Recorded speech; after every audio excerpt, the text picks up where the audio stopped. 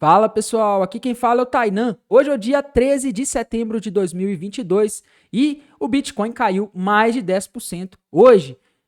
O que está acontecendo? Por que o Bitcoin caiu desse jeito hoje? Qual a causa desse movimento?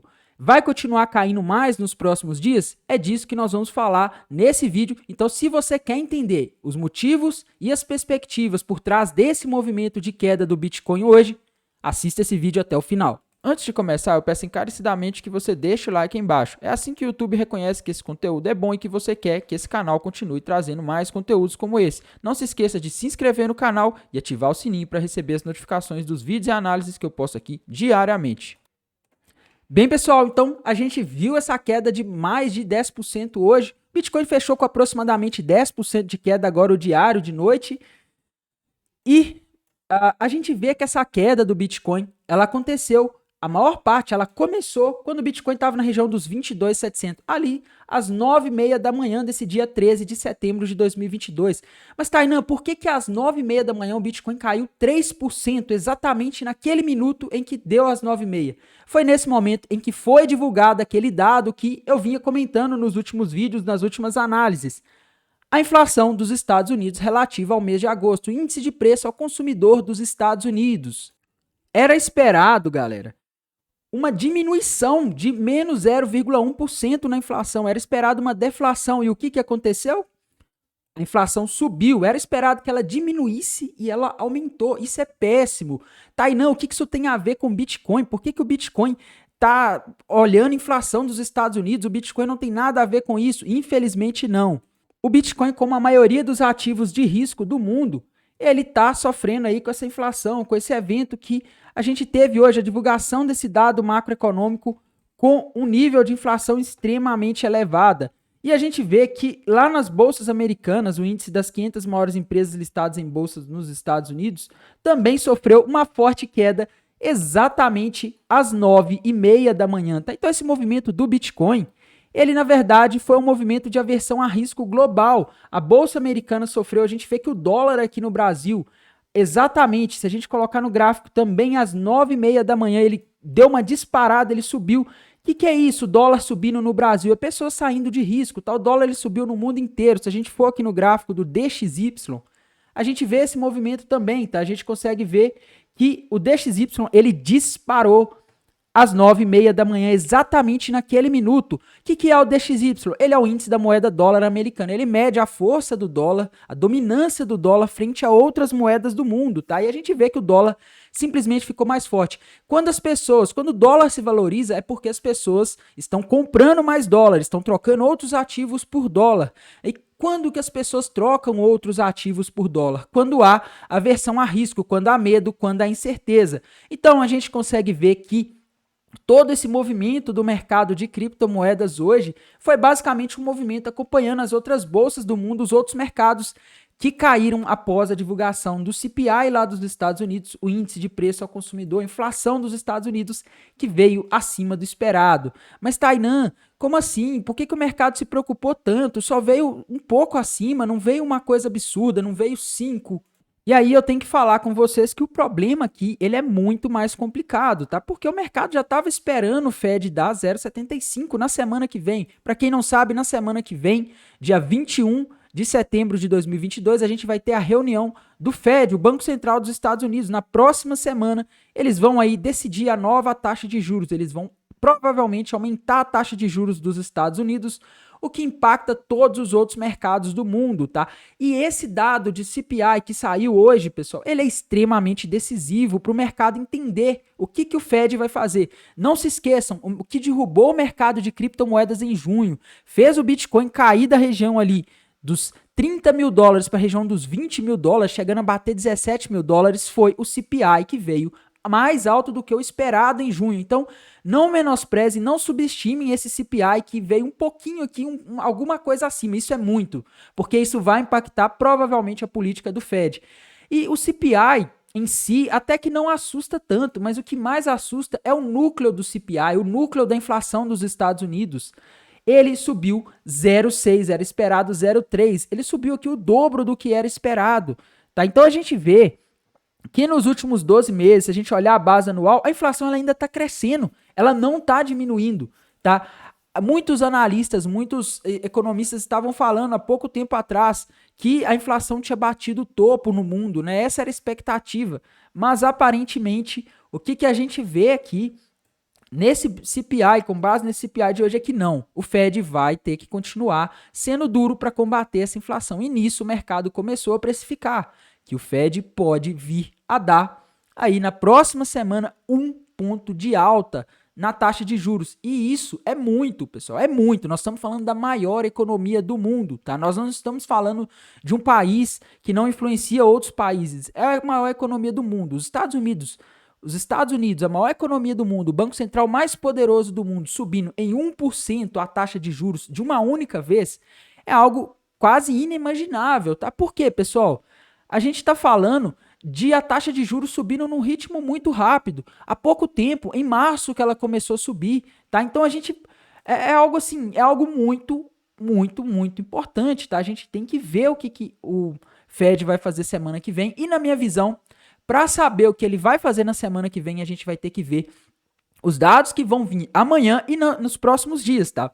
Amanhã, na quarta-feira, dia 14 de setembro, a gente vai ter às 9h30 da manhã o PPI, Índice de Preço ao Produtor. É também esperado uma deflação de menos 1%, tá? Então, cuidado com isso. Vamos ver como vai vir esse dado. Se esse dado, pelo menos, vai vir dentro do esperado, tá? Eu, pessoal, tenho a convicção de que se esse dado, PPI, vier aí mostrando uma deflação e na quinta-feira vier o núcleo de venda no varejo mostrando perca de tração na atividade econômica, o índice de atividade industrial da Filadélfia que vier na quinta-feira vier abaixo aí do esperado, mostrando fraqueza na atividade econômica, beleza.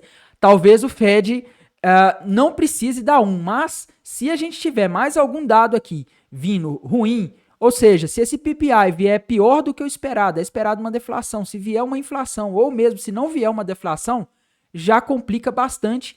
E se na quinta-feira a gente tiver o núcleo de vendas no varejo ali, mostrando que a economia dos Estados Unidos está forte, que o setor de varejo segue forte, que os pedidos iniciais do seguro-desemprego estão aí abaixo do que era esperado pelo mercado, está mostrando que o mercado de trabalho nos Estados Unidos está forte, está apertado, e o índice de atividade industrial da Filadélfia vier ali mostrando mais força em relação ao que o Fed da Filadélfia mediu, meus caros, aí complicou tudo, tá? Aí complicou tudo porque vai ser tudo indicando que o Fed vai poder dar 0,75, aliás, 1% na próxima semana. E esse é o receio do mercado, pessoal.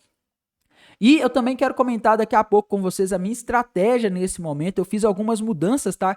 Quem não viu meu vídeo hoje cedo, eu comentei o que eu fiz. Mas voltando aqui para o gráfico do Bitcoin, pessoal, vamos tentar uma perspectiva gráfica em meio a tantos dados ruins que estão vindo da economia dos Estados Unidos. Bem, se a gente começar analisando pelos tempos gráficos maiores, a gente tem um padrão de reversão de tendência gigantesco que se formou em 2021 no Bitcoin, um topo duplo que mira o Bitcoin na região dos $12.000, tá? Então, infelizmente, o Bitcoin tem esse alvo e eu estava duvidando um pouco que ele poderia ir se a gente tivesse a inflação diminuindo como o mercado esperava, tá? Mas a gente não está tendo. O Bitcoin já está em cima daquela média móvel de 200 semanas e se o Bitcoin reverter de fato essa tendência e for buscar os $12.000, vai ser a primeira vez na história do Bitcoin em que em um bear market ele rompe para baixo a média móvel de 200 semanas. Só para vocês terem a ideia, pessoal, essa média móvel de 200 semanas no gráfico do Bitcoin, ela foi suporte nos últimos bear markets, tá? Em todos os bear markets. O Bitcoin, quando caía, ele caía, despencava e essa média móvel de 200 semanas segurava, impedia que ele continuasse caindo e era a base para ele fazer um novo movimento de alta. Aconteceu em 2015 e depois em 2018, ele caiu ali na média móvel. Em 2020, com a Covid, ele caiu e ela foi a base aí em todos os bear markets. E se agora o Bitcoin ele for buscar 12 mil, romper para baixo essa média, vai ser algo que ele nunca fez, tá? Além de que ele vai estar aí indo abaixo do topo anterior. Ele não fez isso em outros bear markets, pessoal. Seria algo aí realmente dramático, tá? Seria algo aí que não seria muito legal de se ver. O Bitcoin indo lá nos $12.000 seria algo aí que provavelmente iria assustar o mercado, iria causar um certo pânico no mercado. Tainan, você está dizendo então que vai? Sinceramente, pessoal, aí entra a minha estratégia, tá? O que eu tô fazendo nesse momento? Eu não tenho coragem de operar vendido aqui, mesmo que a gente tenha vários padrões gráficos aqui mostrando a possibilidade de queda, tá? A gente tem aí, se a gente olhar no gráfico do diário, a gente tem ali aquela cunha ascendente, aliás, me desculpem, que foi rompida para baixo, tá? Mirando o Bitcoin nos 15 mil dólares.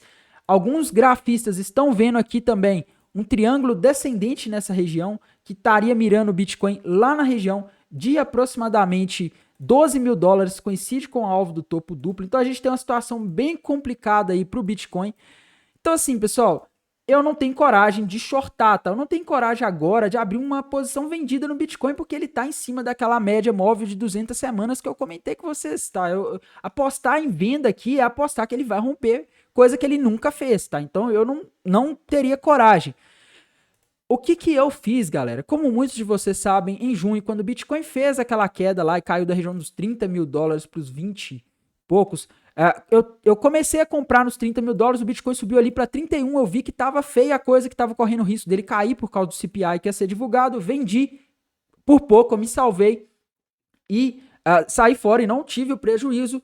Ele caiu para a região dos 20 mil, chegou a bater 17.580, tá? E eu tinha deixado ali algumas ordens de compra porque era a região da média móvel de 200 semanas e por vários outros sinais aí que eu estava vendo no gráfico, né, de que aquele ponto poderia ser o fundo. Então eu deixei ordens entre 22.500 e 18 mil dólares. Eu vi hoje que meu preço médio ele estava ali na região dos 20.900 e eu fiquei esperando hoje de manhã, perto do horário da divulgação desse CPI, o dado ser divulgado para saber se eu ia vender, tá? E meu preço médio estava ali à volta dos 20.900. O mercado, ele saiu a notícia, eu vi que o mercado começou a cair, eu consegui vender um pouquinho acima, tá? Eu vendi 80% daqueles 20% que eu tinha comprado, então eu diminuí bastante a minha exposição no Bitcoin. Tainan, mas você acha que pode cair mais? Galera, sinceramente, tá? Eu acho que agora a gente tá refém desses dados que vão ser divulgados nesses próximos dias e eu não vejo muitos motivos aí para o Fed não pegar pesado na semana que vem e dar 1%. Por quê, pessoal? Porque na semana passada, não sei se você se lembra, eu até fiz a capa de um vídeo aí falando que poderia derrubar o Bitcoin, mostrando uma foto do Jay Powell, né, o presidente do Fed, falando que ele ia discursar. Ele discursou aquele dia e o mercado reagiu bem, né? Porque ele não falou tão duro, mas ele falou uma coisa, tá? Ele falou uma coisa que é muito importante. Eles não querem, o Fed não quer repetir o erro que eles fez nos anos 70 quando tinha inflação. O mercado, a economia melhorava um pouco, a inflação caía um pouco, eles já paravam ali de apertar a política monetária e a inflação voltava. Eles querem combater a inflação de vez, tá? E para isso, pessoal, provavelmente a gente vai ter um Fed duro na próxima semana.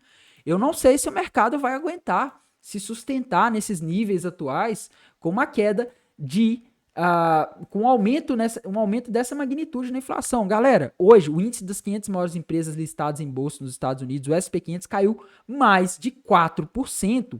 Faz tempo que eu não vejo uma queda dessa proporção no SP500. Eu só lembro de quedas assim na época da Covid, quando saiu a Covid-19, quando começou a ter os rumores de que ia destruir a economia mundial. Então assim, galera, eu tô vendo um contexto perigoso, tá? Eu não tô fazendo trade por enquanto, tá? Eu acho que o mercado tá bem perigoso, mas eu tô de olho na Ethereum para abrir uma posição short, viu, pessoal? Na Ethereum eu vejo aí a possibilidade de queda, tá? Se a gente olhar no gráfico da Ethereum, tem um ombro, cabeça, ombro, um padrão de reversão de tendência. A Ethereum vinha em tendência de alta aí desde junho de 2022 e esse padrão tá dizendo que reverteu e que o alvo para Ethereum agora tá ali na região dos 1.200 dólares, tá? Isso aqui considerando o gráfico diário, considerando para onde a Ethereum provavelmente vai nos próximos dias e semanas, tá? Se a gente olhar aí para onde que a Ethereum vai nos próximos meses, olhando o gráfico semanal, mensal, a gente vê um topo duplo com alvo ali na região dos 600 dólares para Ethereum, tá? Então a Ethereum ainda tem muito chão para cair. Amanhã, né, aliás, depois de amanhã, no dia 15 de setembro, a quinta-feira, a gente vai ter aí aproximadamente nessa data a atualização da Ethereum, o The Merge, que vai mudar ali o sistema de validação da Ethereum de Proof of Work, a mineração para o Proof of Stake. E tem isso ainda, tá, pessoal? Tem esse evento ainda. Então, assim, tem várias coisas pesando negativamente para a Ethereum. E tomem muito cuidado com a Ethereum, porque a Ethereum é aí a moeda que mais influencia o market cap das outras moedas, tá? Hoje a gente teve a Ethereum bem forte frente ao Bitcoin, tá? Isso para mim é perigoso, pessoal. Isso é perigoso. A Ethereum, apesar da queda do Bitcoin, ela subiu quase 2% frente ao Bitcoin, não frente ao dólar, mas frente ao Bitcoin, tá? A gente vê aqui que a dominância do Bitcoin hoje, ela teve uma queda boa hoje, tá? A dominância do Bitcoin caiu mais de 2% hoje, pessoal. Isso aqui é perigosíssimo, tá? Isso mostra que o mercado caiu hoje e muitas pessoas estão indo para altcoins. Tá? As pessoas estão comprando altcoins achando aí que agora é a hora de se arriscar, né? As pessoas estão tomando risco, tá? Isso aqui tá mostrando que o mercado tá perigoso, pessoal. Tá perigoso, tá? Eu não sei o quanto desse market cap aqui, desse BTC.D é stablecoins, tá? Mas uma coisa eu sei, a maior parte dos ativos que estão aqui são altcoins. Altcoins são ativos de extremo risco e isso aqui mostra que as pessoas estão tomando risco, tá? Então logo mostra que o mercado pode corrigir mais nos próximos dias, principalmente para as altcoins. Tá perigoso apostar em altcoin por agora, pessoal. Bem, como eu disse, por enquanto eu não estou abrindo nenhum trade, mas eu estou de olho aqui no mercado e se ver alguma oportunidade de operação segura, eu vou estar falando aqui para vocês, vou estar passando aí o que eu estou fazendo, beleza? Bem, pessoal, no mais é isso. Desejo a vocês aí uma ótima noite de terça-feira, uma boa quarta-feira amanhã, um bom descanso e bons negócios. Até mais, tchau!